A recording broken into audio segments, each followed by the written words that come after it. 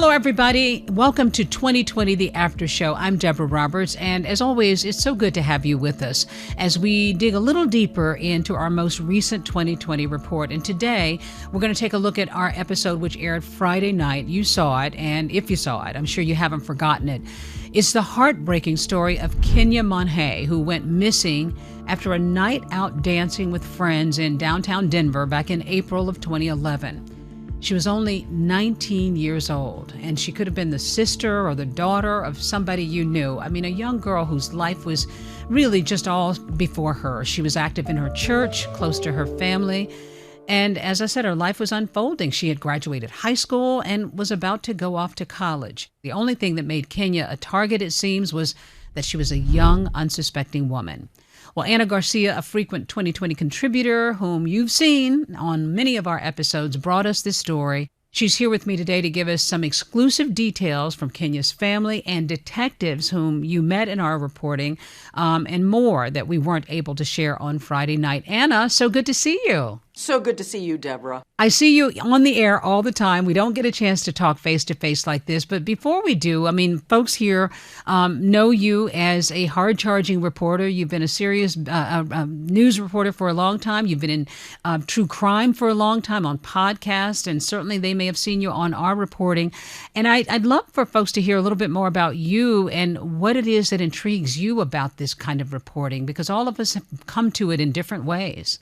I think, Deborah, we can all see ourselves in a situation like this, right? I have children, you have children, and no one thinks that when you go out the door to have a good time with your friends, that you're not coming home. That's just not on your list of how your day and night are going to go. And that's, for me, what crime reporting is about. It is about these stories of survival, these moments of forgiveness and going forward and surviving something. That I learned so much from the survivors. And you always do it so poignantly, too. Well, let's talk about what happened after this, because her stepfather, Tony, jumped in. He managed to get a hold of her phone. He found a message from an unknown number that said something like, "Hey, this is Travis, the guy with the creepy white van, just checking to see if you made it home okay." I mean, creepy white van right away. That's pretty bizarre, right? That is creepy. It's creepy and it's scary, right? Because your daughter is missing. She's been separated from her phone, her belongings. Her girlfriends brought these belongings to the parents, and you're trying to figure out what happened to your daughter. And let's complicate this, Deborah. It's April Fool's. So on the day that Kenia goes missing, it's a day of pranks, right? So you have to factor that into, did she just take off with someone? Is she coming right back? Is she sleeping it off? Right? The kind of, I guess, the lesser harmful things that you hope for, right? You never jump to, oh my God, she's been killed. Right. That is not where your thoughts jump to. So when he sees this text message, obviously he freaks out as a dad, and he actually calls him, but Travis Forbes, the person who sent this text message, actually waits until Saturday to call back Tony, the stepdad.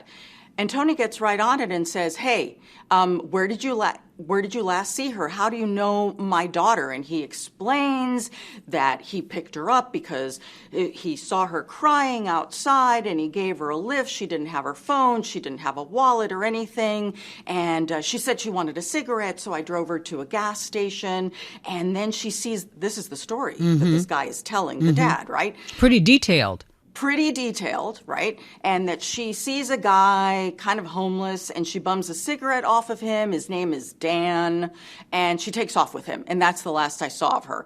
So the dad says to Travis, "Can you meet me at this gas station?" And he's like, "Yeah, I'll meet you right there." So now you're kind of thinking, okay, so maybe this guy really is just like a good Samaritan. He wants to be helpful. Like a witness. Yeah, maybe he can help me piece what happened to my daughter, and he may know what happened to Kenia, right? I mean, that's kind of reasonable, isn't it? Yeah, exactly. And you would think so. And also, to add to it, he is a sharp-looking guy, attractive and so forth. Where are police in the middle of all of this? So police have been contacted, and the family said, look, our daughter's missing, but she hasn't been missing that long. And sadly, Deborah, from lots of experience in the saddest of cases, The most important time when someone goes missing is the first 24 to 48 Yeah. hours. But that's also when you're dealing with an adult, unless there's something very specific that leads you to think that she's in danger, police have to factor in free will. Yeah, they may have run off.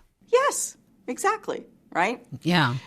So in this gap of time when police are trying to figure out what it is it really serious, Dad and Mom are not wasting any time at all, and they're going straight to the last person they think may have seen her. Yeah, and that Travis Forbes. So Travis Forbes starts to factor in. Initially, folks are thinking he wants to be helpful. He agrees to a police interview and blames himself essentially for not helping Kenia and bringing her home. Let's just listen to part of our report from Friday night.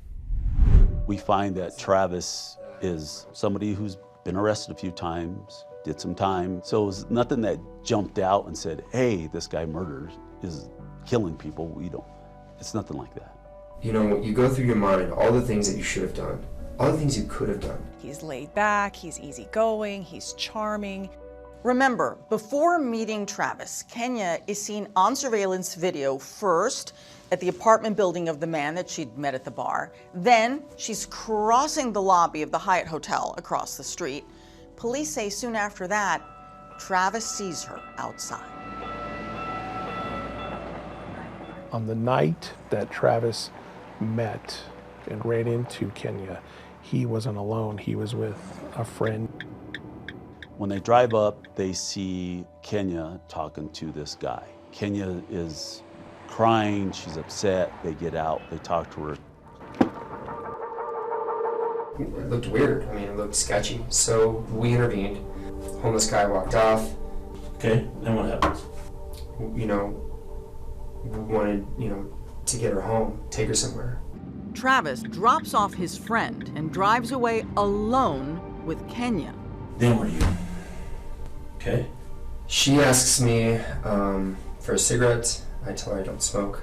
I don't have any cigarettes. I saw a Conoco on the other side. Okay. So I turned around. This is the big moment in his story. They pull up to the gas station and this mysterious man, Dan, is there. There was a guy, a man that was walking by. He was smoking a cigarette. She asked him for a cigarette and asked him to sit and smoke with her. She immediately, attached herself to this guy. She put her arm through his arm, while they were sitting there smoking, and they walked off, and that's it.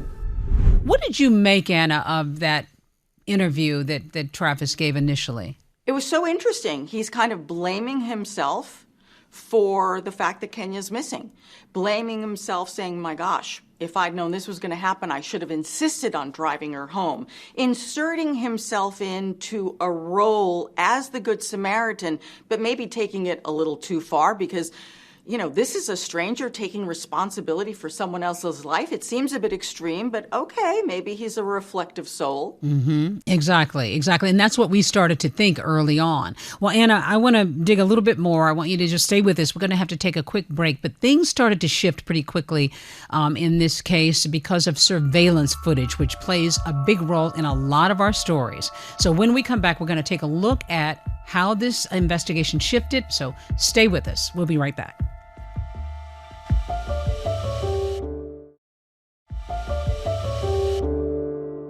Welcome back to 2020, The After Show. I'm sitting here getting details from our last 2020 report with Anna Garcia, a contributor and true crime reporter who brought this story to us on Friday night's episode. It centers around the mysterious disappearance of 19-year-old Kenia Monge. Just 2 days after she goes missing, a woman who owned a Denver area bakery called police about Travis Forbes. Anna, this was a big moment that began to help investigators connect some dots in this case.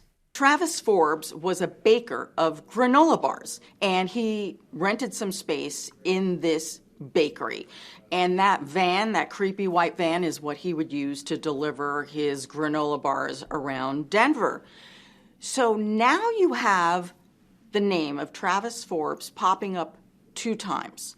Once, claims to be the last person to have seen Kenia alive, and now the woman that he rents the space from is accusing him of stealing money from the office because she reviewed surveillance video and she sees this video of her office and she sees Travis walking in. He's got these big rubber gloves on and she's like, what the heck is he doing in my office?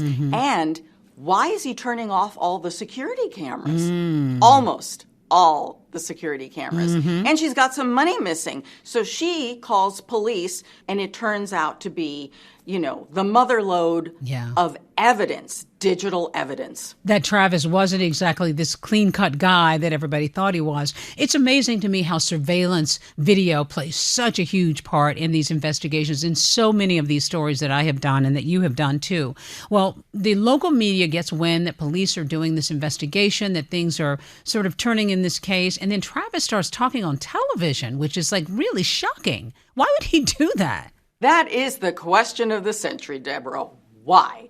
Why would you do this? Why send the text message? He inserts himself into this. If he had never sent that text message, if he had never spoken on TV, chances are we may never have connected Travis to this case. Yeah. Isn't that bizarre? Yeah. It's so strange. So here he is on television, kind of like the Good Samaritan. He gave her a ride. He's telling his story, and he's being asked on camera, lots of details. And then the reporter goes right at him and says, did you murder her? Did you attack her? Did you sexually assault her? And each time he's saying no, but his head is slightly going up and down, which is making everybody really nervous. At some point, he interrupts and he says to the reporter, this is about Kenia, the victim here. What was her name again? Oh, wow. Dude. Wow, yeah. Wow. Wow. Are you kidding me? Yeah. Are you kidding me? Well, Anna, when watching this story, I was certainly thinking it, and I'm sure many of our viewers were thinking it, for police, just arrest this guy already, because it seems pretty obvious, but this goes on and on in terms of the investigation. Travis is still out there sort of moving around, and police have not, but I guess it's not always that easy when we think that they should have it, but we know that they've got to have more than, just a suspicion to arrest somebody. Correct. It would be months before he is arrested for Kenia's murder.